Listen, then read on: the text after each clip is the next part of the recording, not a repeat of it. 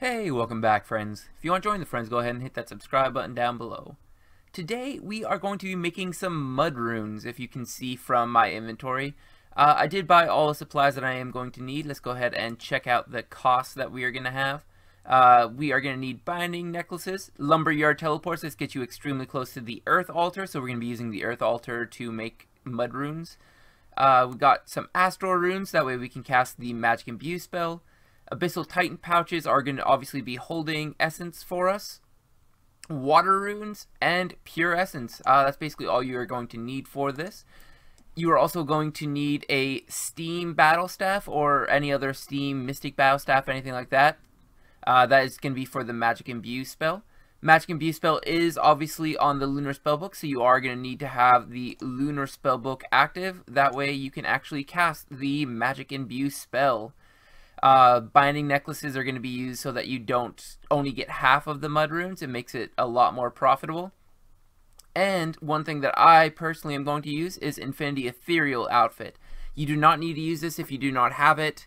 I would recommend getting this at some point because it is extremely useful for anything that you do that is rune crafting. Definitely worth getting if you have Invention already unlocked.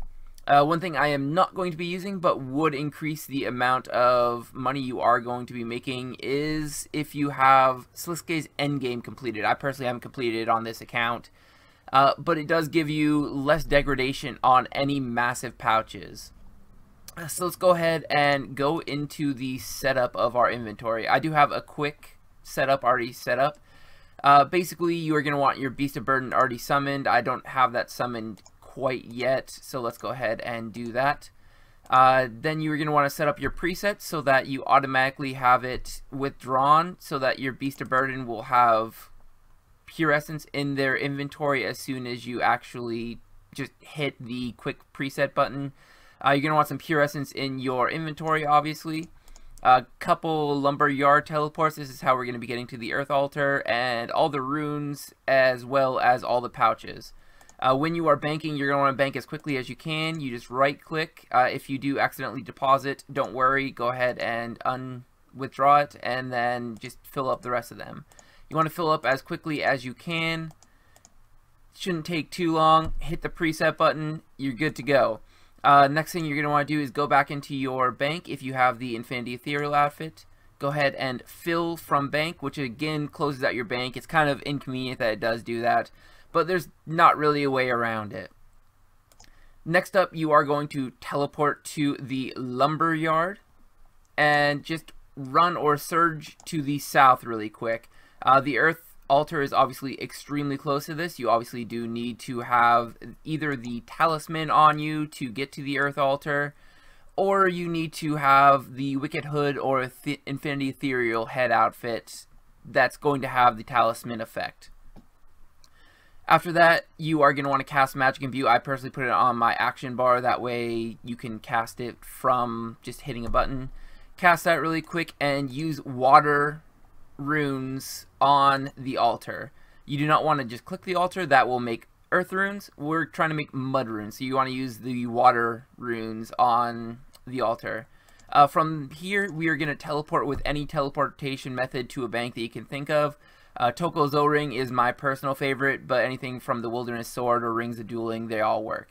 Runescape is a backup that I personally have on my build, but not everybody's obviously going to have the Runescape. As soon as you get to the bank, you're just going to want to fill from bank and then fill up all of your pouches again, same as we just did, and then use the quick preset. And there you go, that's the entire banking. I am going to do 10,000 mud runes just to figure out what the GP per hour is for you guys, and I'll get back to you as soon as I finish those up. So I finished up making all 10,000 mud runes, and I just let them kind of slow sell in the GE for 623 GP apiece. That means I made 6,230,000 in, it took me about 45-50 minutes. It was about 30 seconds per trip. I know that you can potentially get down to about 25, but I just really suck at banking, so I'm going to do all my calculations with 30-second trips. If you are good at this, you could actually get it even more money per hour than I'm actually going to be expecting. So, all in all, if you take the GP that we got in, subtract all of the costs. Main cost is a lumberyard teleport, so keep that in mind.